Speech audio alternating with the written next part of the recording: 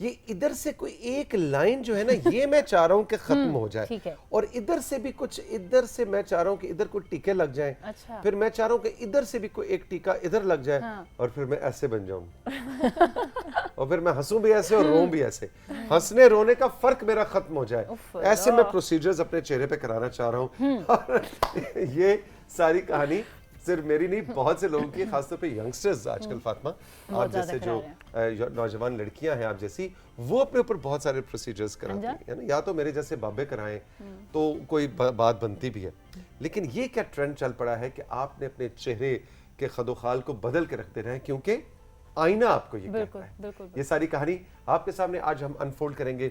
Doctor नदा Hasan Syed हमारे साथ मौजूद हैं, जो कि एक एस्थेटिक फिजिशियन। गुड मॉर्निंग, अस्सलाम वालेकुम डॉक्टर साहब। वालेकुम अस्सलाम। कैसी हैं आप? ठीक है, अल्लाह का शुक्र, आप सुनाएं। बिल्कुल ठीक। आपको पता तो नहीं लग रहा मैंने कितने प्रोसीजर्स कराए हैं चेहरे? नहीं पता। मेरा कुछ पता लग रहा है कि मैंने कुछ नहीं, आप भी बहुत नेचुरल लग रही हैं। नेचुरल लग रही हैं फातिमा। अच्छा, और मैंने जो पिछले आप 20 साल से कितने इंजेक्शंस लगवाए, आज तक किसी को पता नहीं चला, है ना? यू लुक वेरी फिट माशाल्लाह। अच्छा डॉक्टर साहब, क्या कहानी है? यंग बच्चों में मैंने देखा है कि बहुत ज्यादा ट्रेंड और बड़ा अनहेल्दी ट्रेंड है। I completely agree. Just like कोई भी और मेडिसिन की फील्ड में आप दवाई तब लेते हैं जब आपको ज़रूरत होती है, एस्थेटिक्स में भी आप ट्रीटमेंट्स तब लें जब आपको ज़रूरत हो। और एस्थेटिक्स में ये नहीं होता कि आपने सिर्फ फिलर्स डालना है या बोटॉक्स डालना है और ख़ुद को खूबसूरत करना है। बहुत सारे मेडिकल इश्यूज़ होते हैं, जैसे एक्ने होता है, उसके खड्डे होते हैं, उसके स्पॉट्स होते हैं, हम उसको भी ठीक करते हैं। It's not all about Botox and fillers और खदोखाल चेंज करना। प्रॉपर मेडिकल ग्रेड ट्रीटमेंट्स हैं ये। बल्कि मेरे ख्याल है ये वाली स्पेशलिटी तो शुरू वहीं से हुई थी जी, कि जो मेडिकल रीजंस की वजह से, उसकी वजह से हाँ, कि भाई हम लोग जाके ट्रीटमेंट्स और ये चीज़ें करें। जी बिल्कुल बिल्कुल। सो विद एजिंग, जैसे आप एज कर रहे हो, आपको रिंकल्स आ रहे हैं, देयर FDA अप्रूव्ड ट्रीटमेंट्स हैं जो हम कर सकते हैं, लेकिन जब आपको ज़रूरत नहीं है और आप यंग एज में कर रहे हो तो आई थिंक कि वो बहुत गलत है। फिर बाद में जाके क्या होता है? बाद में फॉर एग्जांपल आप अगर बहुत ज़्यादा फिलर यूज़ करते हो, ठीक है, filler generally hyaluronic acid based होता है जो नेचुरली हमारी स्किन के अंदर होता है, बट अगर आप बहुत ज़्यादा यूज़ करते हो तो देयर कम्स अ टाइम जब आपकी थोड़ी सी स्किन जल्दी ढलकना शुरू हो जाएगी। अच्छा, अगर आप यंग एज में बहुत ज़्यादा यूज़ करते हो, अगर आपकी रिक्वायरमेंट है एज के साथ, क्योंकि हाइलुरोनिक एसिड विद एज वैसे ही ख़त्म होता है, जिसकी वजह से हमारी वन ऑफ द रीजंस जो हमारी स्किन ढलकती है, इट्स बिकॉज ऑफ दैट। तो वो अगर हम फिल इन करें उस टाइम पे it's okay, but before that मेरा नहीं ख्याल, अल्लाह ने सबको बहुत खूबसूरत बनाया, उसको चेंज करने की जरूरत है। अच्छा, झुर्रियां होती क्या है? ये रिंकल्स, मिसाल के तौर पे मेरे दोनों भमों के दरमियान में ये देखें जी फ्राउन लाइंस हैं, और ये वक्त के साथ साथ जाहिर है बढ़ रही हैं। तो ये असल में ये रिंकल्स होते क्या हैं? ओके, रिंकल्स जनरली होता है हमारे फेस के नीचे मसल्स हैं, बहुत पतले पतले मसल्स, हमारी बाकी बॉडी के मसल्स ठीक ठाक जान में होते हैं, these are very thin muscles, और जब वो मूव करते हैं तो आपकी स्किन को भी साथ मूव करते हैं। So with time because of that movement, मतलब मसल के वर्टिकल वो रिंकल बनता है, मतलब अगर मसल ऐसे मूव कर रहा है तो रिंकल ऐसे बनेगा, ठीक है। So it depends on that. एक तो आपके मसल मूवमेंट है, दूसरा हमारी कोलेजन ब्रेक डाउन होता है, हाइलुरोनिक एसिड हमारे स्किन में कम होता है, तो इस वजह से भी होता है, रिंकल्स बनते हैं। बाकी सिर्फ रिंकल्स ही नहीं होते एजिंग के साथ, हमारा फेशियल वॉल्यूम भी कम होता है, हमारे फेस के अंदर फैट पैड्स होते हैं, फैट होती है। बहुत सारे लोग आते हैं कहते हैं जी ये फैट हमारा ख़त्म कर दें, हाइफू कर दें, it's a laser treatment, yes, but I do not recommend HIFU here. आपकी ये जो कन्वेक्सिटी होती है फेस की, जो एक यूथ का सिंबल है, यहाँ पे हमारे सुपरफिशियल फैट पैड्स हैं, उससे नीचे मसल है, उसके नीचे डीप फैट पैड्स हैं, वो फैट पैड्स आपको चाहिए for that the lifting of the face.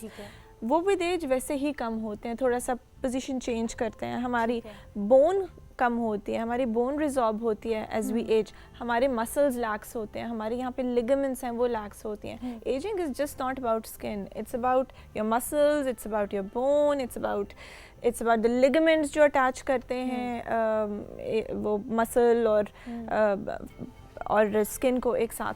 तो हमने हर चीज़ को केटर करना है, हर चीज़ को देख के ट्रीटमेंट्स करनी है। अच्छा, मिसाल के तौर पे फातिमा का चेहरा हम लें, तो माशाल्लाह जैसे कि आपने बताया कि जितना कुछ भी इन्होंने प्रोसीजर किया है पता नहीं लगता, नेचुरल है। ये कहते हैं कि ये चस्का भी होता है और एडिक्शन बन जाता है। It does become an addiction. और मुझे लगता है ये यंग लॉट में आ ही इसलिए रहा है कि जिस तरह मैंने अगर करवाया है अगर कुछ, तो जो मेरी फ्रेंड होगी वो कहेंगी अच्छा फातिमा ने कराया है, हो सकता है मेरा कोई मेडिकल प्रॉब्लम हो जिसकी वजह से मैंने ये काम कराया है, लेकिन जो साथ वाला होगा उसको होगा कि क्योंकि इसने करा लिया है तो मैं भी करा लूं। बहुत दफा ये भी प्रोसीजर्स यंग एज में बहुत अच्छे होते हैं, they actually stop aging, natural procedures होते हैं और उसका कोई लॉन्ग टर्म साइड इफेक्ट नहीं होता। We need to understand the difference between procedures जो हमारी स्किन को एजिंग से स्टॉप करते हैं और हमारी स्किन को बेहतर करते हैं, एंड बिटवीन प्रोसीजर्स जो हमारी स्किन को अल्टीमेटली आगे जाके अगर हम वो यंग एज में करें तो ख़राब करते हैं। लेकिन क्या ज़रूरी है कि हम डायरेक्ट प्रोसीजर्स की तरफ ही जाएं? देखिए जिस तरह ये सीरम्स ये चीज़ें भी बहुत ज़्यादा हैं। yes. स्किन को अच्छा स्किन केयर जो है वो बहुत ज़रूरी है। तो at a particular age yes, एक एज तक यस सीरम्स विल हेल्प।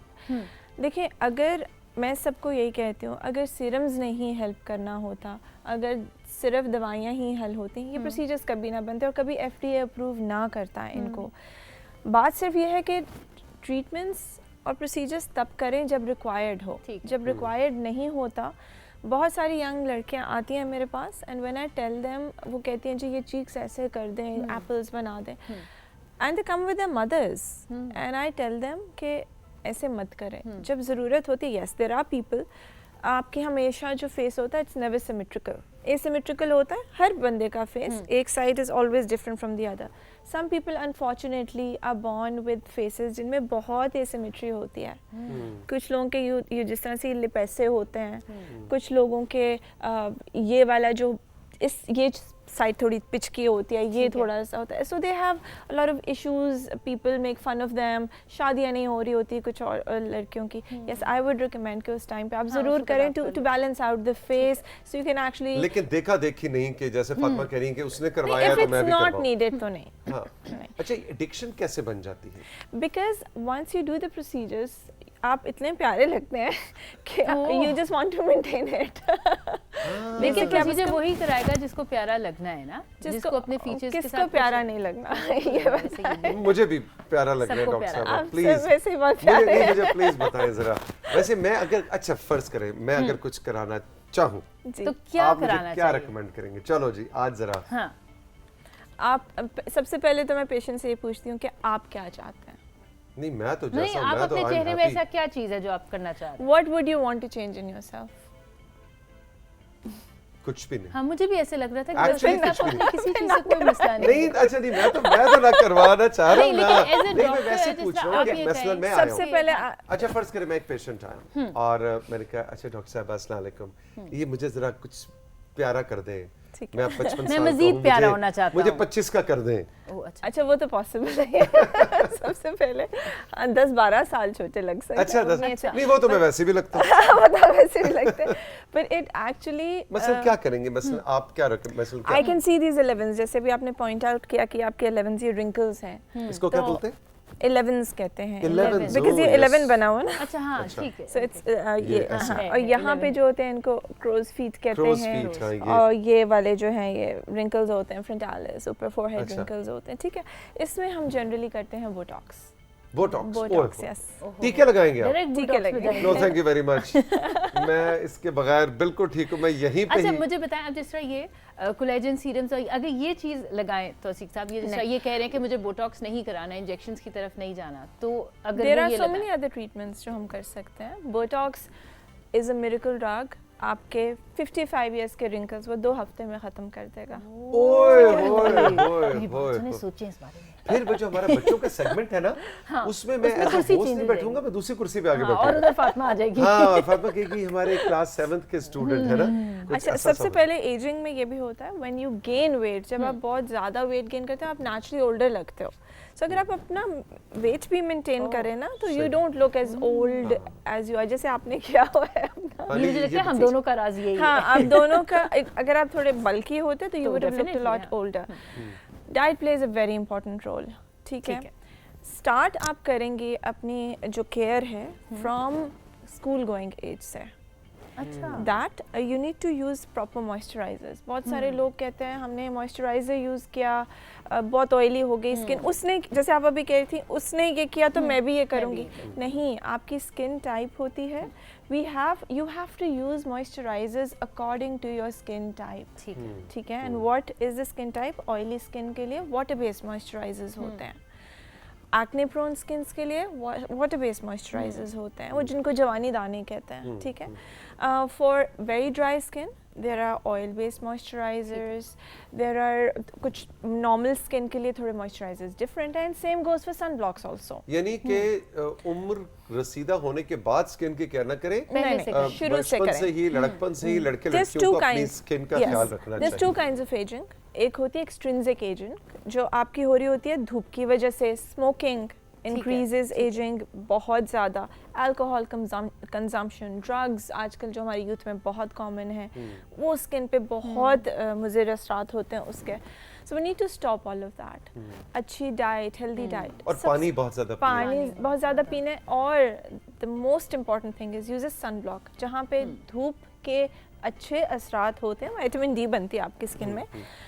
धूप आपके जो कोलेजन इलास्टिन हमारे फाइबर्स होते हैं that give us that lift in the skin, उसको ख़त्म करता है, वो सोलर इलास्टोसिस करता है। तो बहुत ज़्यादा सन से एक्सपोजर है तो सन एक्सपोजर है, यूज अ सन ब्लॉक। और सन ब्लॉक भी ये नहीं होता कि आप सन ब्लॉक लगा के धूप में जाके बैठ जाएं, सन ब्लॉक भी एक हद तक ही उसको कर सकता है, स्पेशली यूवी बी रेज को करता है, अल्ट्रावायलेट बी रेज को, and a little bit of ultraviolet A rays. So you need to stay a little bit away from the sun. धूप से आपके चेहरे पे छाइयाँ, फॉर पीपल जिनकी डार्क स्किन जैसे हमारी एशियन स्किन है, हमारे चेहरे पे छाइयाँ बनती हैं, बर्न्स बन जाते हैं, छाइयाँ बनती है। So yes, a little bit of exposure to the sun is fine. आप शेड में रहें, आप सन ब्लॉक लगाएं। If you are out in the sun, जैसे वर्कर्स होते हैं उनको धूप में करना पड़ता है, use umbrellas, use sun block every 2 hours, you need to refresh it. और हर दफ़ा मुँह भी ना धोएं बेशक, just refresh your sun block, so that stops ageing. ठीक है। Moisturisation stops ageing, proper food, आपकी डाइट, ये एक्सट्रिंसिक फैक्टर्स हैं। इंट्रिंसिक है, आपके जो सेल्स हैं वो जेनेटिकली प्रोग्राम्ड होते हैं। फॉर एग्जांपल कश्मीरी स्किन्स अगर आप देखें, तो ये जो हिली एरिया से आते हैं वहाँ धूप भी बहुत तेज़ होती है, और जेनेटिकली भी उनको रिंकल्स, बिलीव में आपके तो नहीं है, इस 20s की एज में इतने रिंकल्स होते हैं उनके। ठीक है। सो यू उस एज को हम नहीं स्टॉप कर सकते, उसको नहीं कर सकते, लेकिन ये है कि अपने लाइफस्टाइल को, अपनी डाइट को, अपने हेल्दी लाइफस्टाइल को, अपने ज़िंदगी का हिस्सा बनाएं। डॉक्टर अदा, थैंक यू वेरी मच, बहुत बहुत शुक्रिया। और शुक्र है कि मुझे पहले पता चल गया कि डॉक्टर नदा के और फातिमा के जो मेरे बारे में अज़ाइम है कि टीके लगा के ये 55 साल के बाबे को 45 साल के, मैं अभी जो ही शो खत्म करके मैं यहाँ से ऐसी डुबकी लगाऊंगा, मैं आपको नजर नहीं आऊंगा। डॉक्टर साहब, all the best, thank you very much, आपका बहुत बहुत शुक्रिया, खुश रहिए, मिलेंगे फिर, खुदा हाफिज। अल्लाह हाफिज।